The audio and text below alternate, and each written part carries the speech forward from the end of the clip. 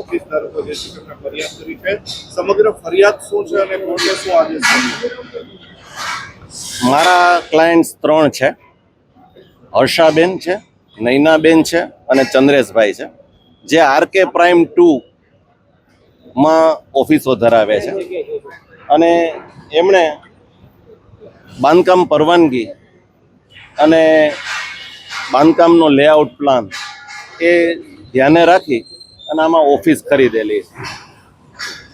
આ મિલકત ખરીદ્યા પછી પ્લાનમાં એવું બતાવેલું છે કે ટેરેસમાં વ્હીકલ 2 વ્હીલર પાર્ક થઈ શકે એવી સુવિધા બતાવી છે પ્લાનમાં.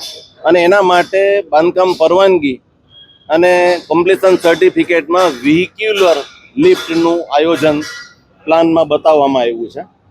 પણ અત્યારે સ્થળ ઉપર તમે જુઓ તો વ્હીક્યુલર લિફ્ટ છે એ ટેરેસ સુધી જતી નથી. અને જે પાર્કિંગની સુવિધા બિલ્ડરે પૂરી પાડવાની હોય એ આ ઓફિસ ધારકોને વાહનો પાર્ક કરવા દેવામાં આવતા નથી. આ બાબતે ક્લાયન્ટ્સના કહેવા મુજબ બિલ્ડરનો સંપર્ક કરતા બિલ્ડરે પાર્કિંગ લેવા માટે 2.5 લાખ રૂપિયા જો એમને આપે તો એમને પાર્કિંગ એલોટ કરી દેવામાં આવે અને ત્યાર પછી વાહન પાર્ક કરી શકે. આ બાબતે અન્ય ઓફિસ ધારકોની પાસેથી એમને માહિતી મેળવતા એવું જાણવા મળ્યું કે બિલ્ડરને જો 2.5 લાખ રૂપિયામાં આપવામાં આવે છે તો એની સામે 2500 રૂપિયા છે એની પહોંચ ઇસ્યુ કરી અને પાર્કિંગ એલોટ કરી દેવામાં આવે છે. એના માટે અમારા ક્લાયન્ટ્સે બિલ્ડરને એવું કહ્યું કે ભાઈ તમે જે આ પૈસા લ્યો છો એ જો એસોસિએશનને તમે આપતા હો તો અમે એસોસિએશનને એ રકમ ચૂકવવા તૈયાર છીએ, તમે અમને એની પૂરી પહોંચ ઇસ્યુ કરી આપો. પણ તમે 2500 રૂપિયાની પહોંચ આપો છો અને બાકીના પૈસા તમારા અંગત ઉપયોગમાં રાખો છો તો એ બરાબર નથી. 2500 રૂપિયા મારા ક્લાયન્ટે બિલ્ડરને પોતાના ખાતામાંથી આપી દીધા છે, પણ આજ દિવસ સુધી એને પાર્કિંગની સુવિધાથી વંચિત રાખવામાં આવ્યા છે.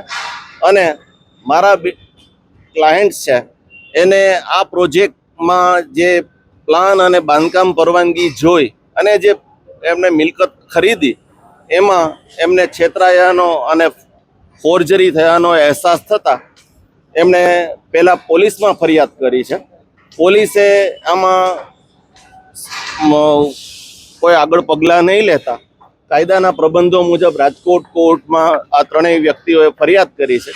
એમાં કોર્ટે એનું કોગ્નિઝન્સ લઈ અને પહેલાં પોલીસને પ્રાથમિક તપાસનો રિપોર્ટ રજૂ કરવાનું કહેતા એમાં પણ એમને અહીંના મેનેજર, પ્રોજેક્ટના એક પાર્ટનર અને ચોકીદારનો 3 જણાના નિવેદન લઈ અને ગુનો બનતો નથી એવું કોર્ટને રિપોર્ટ આપતા ફરિયાદીએ કોર્ટને ફરી વિનંતી કરી કે સાહેબ આ તપાસ છે એ યોગ્ય રીતે થઈ નથી અને આમાં કોઈ જવાબદાર કે ભોગ બનનારની કોઈ નિવેદનો નથી. એટલે કોર્ટે એવું હેલ કર્યું કે આ તપાસ એપેરેન્ટલી અત્યારે થોડી ક્ષતિયુક્ત ગણાય છે.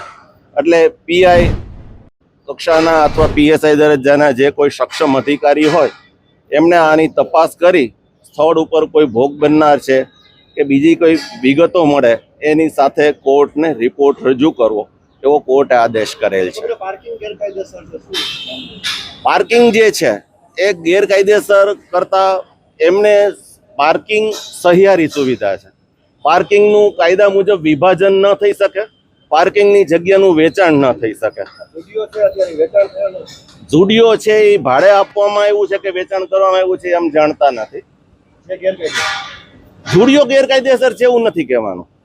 ઝુડિયોની અંદર ગેરકાયદેસર છે એ વ્હીક્યુલર લિફ્ટ જે બતાવી એ વ્હીક્યુલર લિફ્ટ આપવામાં આવી નથી. પાર્કિંગ જે ટેરેસમાં પ્લાનમાં બતાવ્યું છે એ ટેરેસમાં પાર્કિંગ થઈ શકે અને ત્યાં સુધી લિફ્ટ જાય એવી કોઈ સુવિધા નથી. તેમ છતાં પણ જે વસ્તુ સ્થળ ઉપર નથી એવી બાબતે એમને કોર્પોરેશનમાં કોઈ પણ રીતે વ્યવસ્થા કરીને કમ્પ્લીશન સર્ટિફિકેટ લીધું હોય એવું પ્રથમ દર્શનીય રીતે ફલિત થાય છે. બીજું, સુપ્રીમ કોર્ટના અને પોલીસ મહાનિદેશકનો આદેશ છે કે પાર્કિંગ છે એને જો કોઈ બિલ્ડર વેચતો હોય તો એનો ગુનો નોંધવો અને આ 2011ની સાલમાં સુધીર સિંહા સાહેબે દરેક પોલીસ કમિશનરને ગાંધીનગરથી આ સર્ક્યુલર મોકલેલો છે. તેમ છતાં પોલીસે લલિતા કુમારીના કામમાં સુપ્રીમ કોર્ટે આદેશ આપેલો છે એ મુજબ, નાહલસિંહના જજમેન્ટ જે છે એ મુજબ, અને પોલીસ મહાનિદેશક ગુજરાત રાજ્યના આદેશ અને ગાઈડલાઈનને ઉએખી અને જે કાર્યરીતિ કરી છે, એટલે રાજકોટ કોર્ટમાં એની ફરિયાદ નોંધવામાં આવી છે અને કોર્ટ એના બાબતે આગળ કાર્યવાહી જોઈ રહી છે. આરકે પ્રાઇમ 2 માં ઓફિસ પરચેસ કરેલી છે.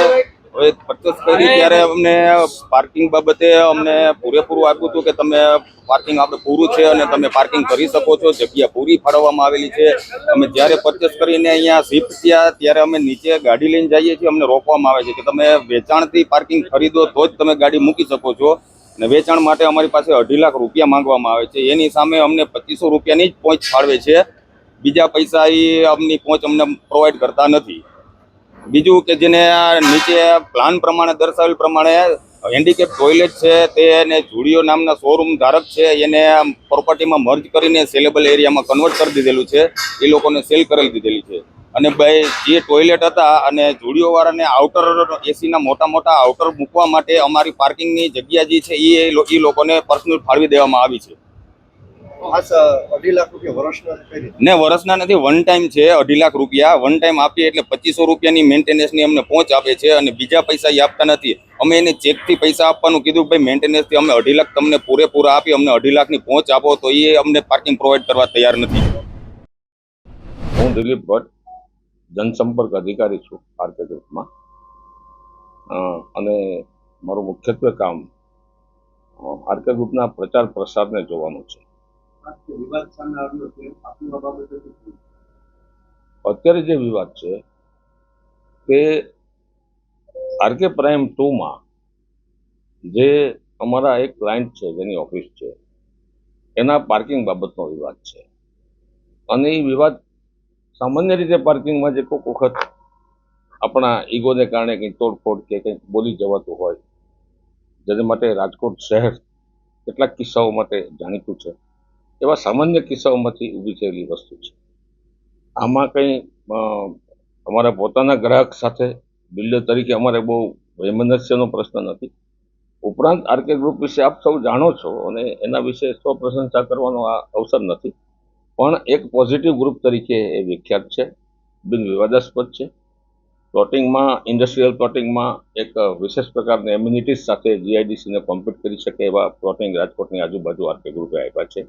તો ફ્લેટ કલ્ચરની અંદર રિસોર્ટ લિવિંગ પદ્ધતિ દાખલ કરી છે.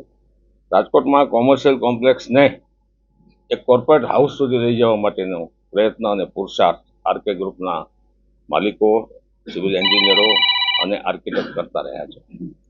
એટલે આ પ્રશ્નને જે રીતે જોવામાં આવે છે એને હું જરા સકારાત્મકતાથી અને સરળતાથી ઉકેલી શકાય એવા પ્રશ્ન સ્વરૂપે જોઈ રહ્યો છું.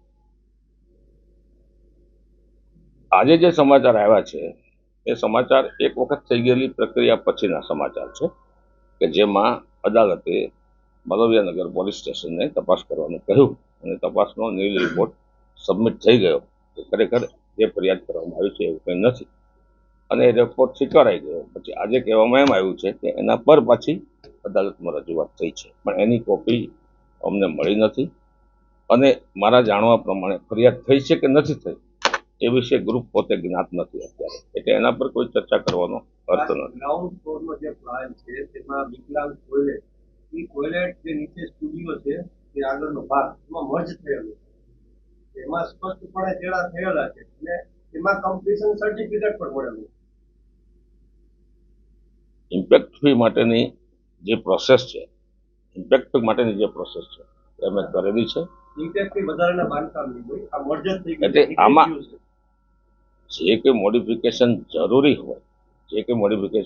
હોય, એ કરવા માટે આરકે ગ્રુપ તૈયાર છે.